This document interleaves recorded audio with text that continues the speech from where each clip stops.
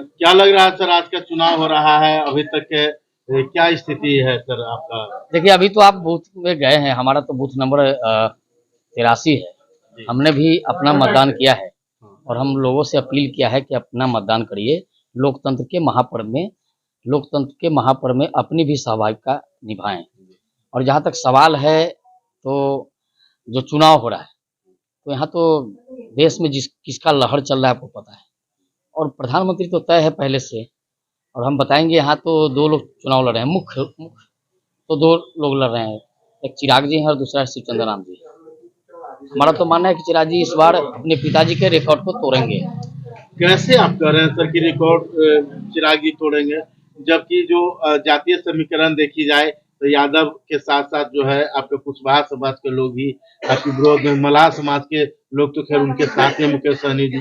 तो जिस तरह से गणित गड़बड़ाता हुआ दिख रहा है हाजीपुर में, बहुत सारे लोगों का कहना है कि इस बार चिराग जी हार रहे हैं। देखिए, वहाँ केवल जात की बात होती है, 2-3 जात की बात हो रही है। यहाँ पूरा जमात है, आप समझ रहे हैं ना।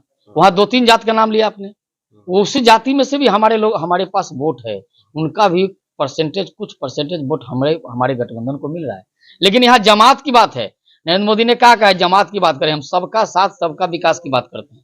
हम किसी खास जाति की बात नहीं करते हैं, किसी खास जाति की बात हमारे यहाँ करना ही नहीं है। हम तो जमात की बात करते हैं। और आप पता है ना, इस देश की आबादी का 40% वो है जिसको आप पंचपौनिया कहते हैं, उसका आबादी 40% है। तो बोल रहे हैं और मेरे पूरा साथ अति है वो। पिछड़ा किसके साथ है?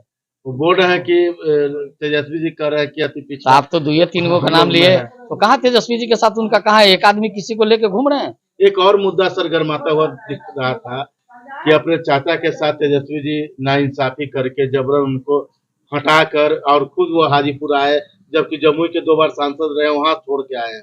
देखिए, चाचा ने भी अपने भतीजों को आशीर्वाद दे दिया है, आपको पता होनी चाहिए। और एक बात और स्पष्ट करिए, रामविलास जी के पुत्र हैं चिराग जी, और रामविलास जी के भाई हैं पारस जी। पारस जी पिछले बार चुनाव जीते और हाजीपुर की जनता ने काफी मतों से जिताया, और उनको माननीय प्रधानमंत्री जी ने अपने मंत्रिमंडल में रखा। उसके बावजूद भी चिराग जी कहते रहे कि हम नरेंद्र मोदी के हनुमान हैं। हनुमान जी महाराज कभी भी भगवान राम के बिना नहीं रह सकते हैं। जहां भी राम कथा होती है, हनुमान जी किसी न किसी रूप में बैठे रहते हैं। लोग कहता है, मान्यता है, हमको भी ऐसा लगा है, हमको भी महसूस ऐसा हुआ कि हनुमान जी रहते हैं। तो जहां राम रहेंगे वहीं हनुमान जी रहेंगे, जहां नरेंद्र मोदी रहेंगे वहीं पारस जी भी रहेंगे, वहीं चिराग जी रहेंगे। वो अलग कैसे हो सकते हैं? हनुमान जी की बात आपने किया जी, इंडिया गठबंधन के लोग तो इनको बिना पूछ के हनुमान बोलता है चिराग को। देखिए, हनुमान जी पर हम टिप्पणी नहीं करेंगे। हनुमान जी अगर मान लिया कि आप हनुमान जी हैं, तो हनुमान जी पर हम कमेंट नहीं करेंगे कि हनुमान जी का पूछ है या नहीं है। ये किसी ने नहीं देखा आज तक, अभी कहीं भी देखे हैं हनुमान जी की पूजा करता है कोई? पूछ की पूजा नहीं कर, पूछ को देखने नहीं जाता है। आपने माना है कि हनुमान जी हैं, तो हनुमान जी को पूजा करते हैं। क्या लग रहा है सर कि जिस तरह से चिराग जी का पॉपुलैरिटी है यहाँ, तो बहुत सारे अभी भी देखे कि उनके समाज के लोग बिना घर के रह रहे थे। कल भी ग्राउंड जीरो से रिपोर्टिंग किया है, तो उन लोगों को पक्का घर अभी भी नहीं मिल पाया है, जो वास्तविक स्वरूप में विकास चाहिए यहाँ हाजीपुर में नहीं है। देखिए, हाजीपुर में जो विकास हुआ है, आपको बता दें, शायद बहुत कम ऐसे लोकसभा होंगे जितना विकास हाजीपुर में हुआ। हाजीपुर में लगभग 100 इंडस्ट्री है, छोटे बड़े। छोटा ही इंडस्ट्री कहिए या मझोले कहिए, बहुत बड़ा इंडस्ट्री तो नहीं लगा है। बहुत बड़ा इंडस्ट्री लगाने का प्रयास जब हम लोग किया था, तो बिहार की सत्ता को नजर लग गई थी, लालू प्रसाद जी जैसे लोगों की, और उसने सत्ता को अलग बता दे रहे, बिहार में उद्योग का जाल बिछने वाला था। शाहनवाज हुसैन उसके मंत्री थे, लेकिन उसकी नजर लग गई सत्ता पर। सत्ता पर जब दुष्टों की नजर लग गई, तो सत्ता से हम अलग हो गए। हम फिर चुनाव के बाद बिहार में उद्योग का जाल बिछाएंगे, बिहार में युवाओं के सपने को पंख लगेगा। यहाँ भारत की सरकार जो है और ये बिहार की सरकार, ये दोनों डबल इंजन की सरकार बिहार में विकास की नई लकीर खींचने वाली है। रोजगार के क्षेत्र में आपका जो गठबंधन विफल रहा है, विगत आप 17 से आज 20 वर्षों से आपकी सरकार गठबंधन में 2-3 वर्ष छोड़ दिया जाए तो, लेकिन रोजगार के क्षेत्र में, नौकरी के क्षेत्र में काफी पीछे रहे हैं। तेजस्वी जी कहते हैं कि हमने 5 लाख नौकरी दिया, हमने 5 लाख का पिटारा वो खोल के बैठे हुए हैं, तो फिर आपने कब नौकरी दिया? देखिए, तेजस्वी यादव जी से ये पहले पूछिए कि 15 वर्ष उनके माताजी और पिताजी की सरकार थी, कितने नौकरी दिया, कौन सी नौकरी दिया, कौन सा इंडस्ट्री लगाया, पता है ना। यहाँ अपहरण उद्योग लगा था, हत्या, लूट, बलात्कार, ये बिहार में ऐसी की इंडस्ट्री लगी थी। जब हम सरकार में आए, रोजगार दिया। अब बता रहे हैं, ये सड़कें नहीं थी, सड़कें बनी क्या, उसमें युवा, गरीब, मजदूर लगा ना, रोजगार उसको मिला।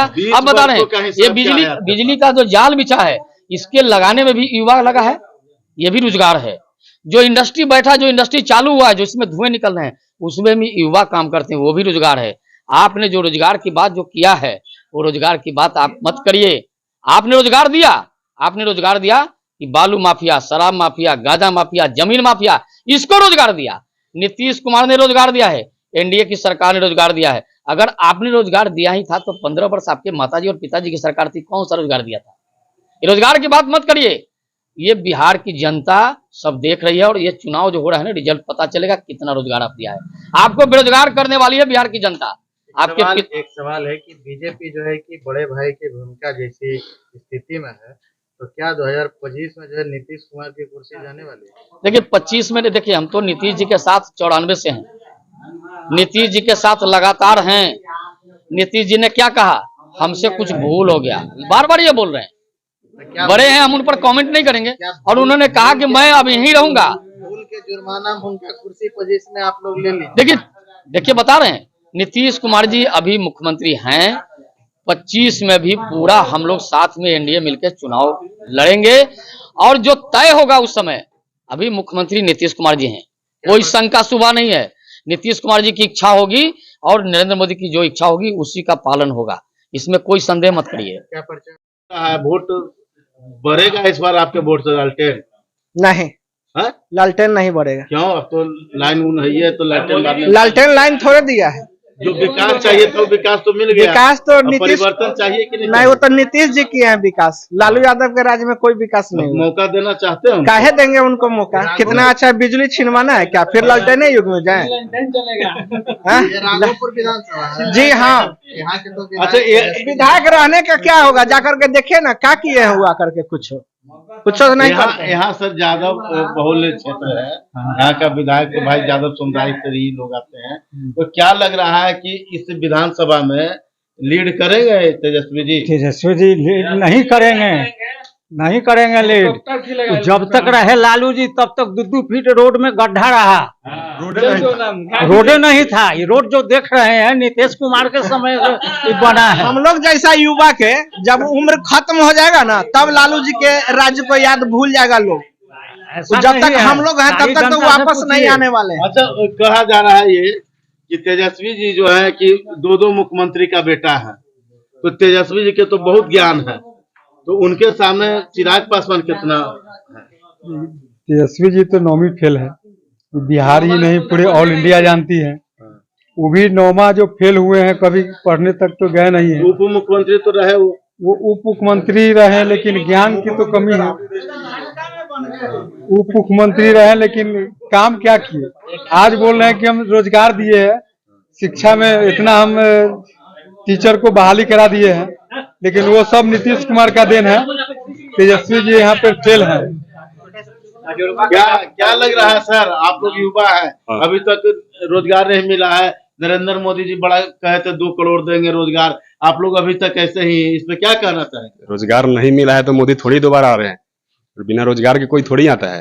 रोजगार दिए हैं, इस वजह से फिर से दोबारा लाया जाएगा। तो अभी तक रोजगार नहीं मिला इसलिए वो नहीं आएंगे? बिल्कुल आएंगे, रोजगार नहीं देते तो नहीं आते, रोजगार नहीं देते तो नहीं आते। आपकी कितनी उम्र? 1 मिनट सर, किसको रोजगार नहीं? 25+ है।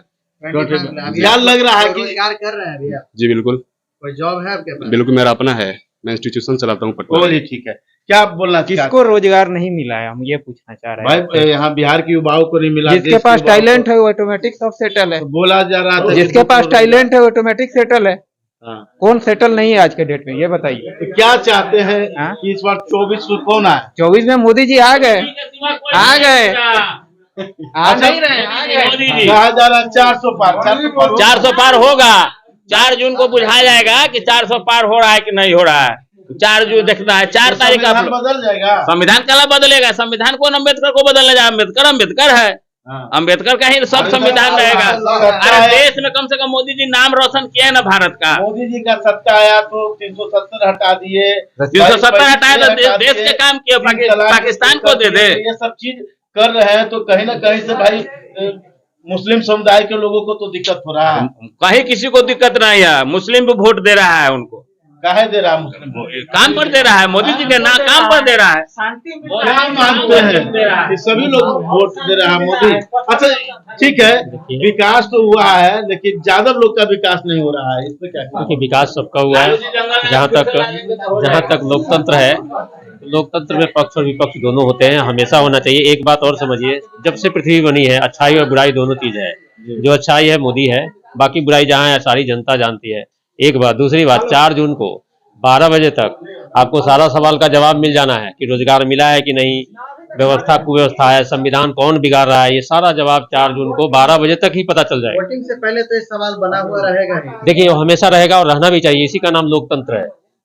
लोकतंत्र मर जाएगा अगर ये सवाल नहीं रहता है तो ये रहेगा। जहां तक संविधान बिगाड़ने की बात है, आप सब मीडिया वाले लोग पढ़े लिखे लोग हैं, आप जानते हैं कि संविधान कौन बिगाड़ रहा था। ये तो सरकार आई है, इंडिया गठबंधन की ओर से आरोप लगना चाहिए।